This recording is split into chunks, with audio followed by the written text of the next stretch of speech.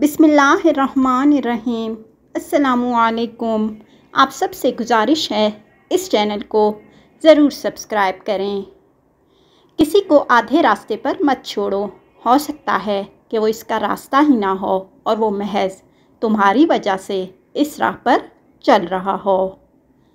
इतनी लंबी रातों के बावजूद अगर फजर की नमाज नसीब नहीं होती तो ये अल्लाह ताला से ताल्लुकात ख़राब होने की निशानी है।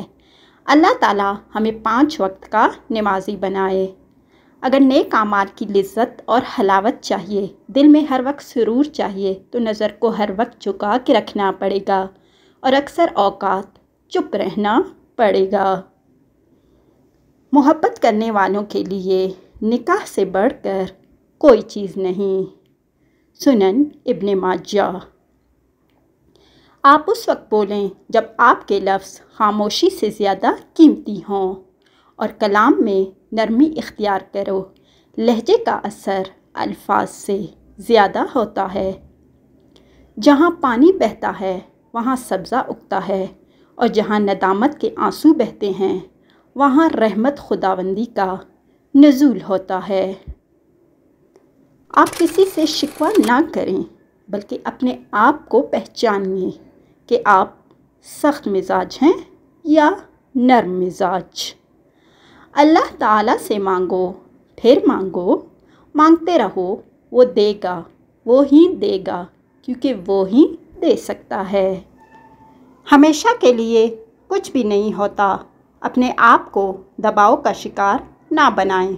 कुछ भी हो, कैसे ही बुरे हालात क्यों ना हो, वो बदलेंगे और ज़रूर बदलेंगे। रिश्तों की कदर कर लीजिए, क्योंकि फिर तस्वीरें किसी की कमी को पूरा नहीं कर सकती।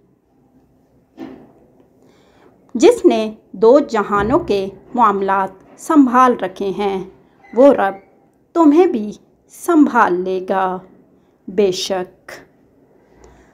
वक्त की कदर उस वक्त होती है जब वक्त निकल चुका होता है।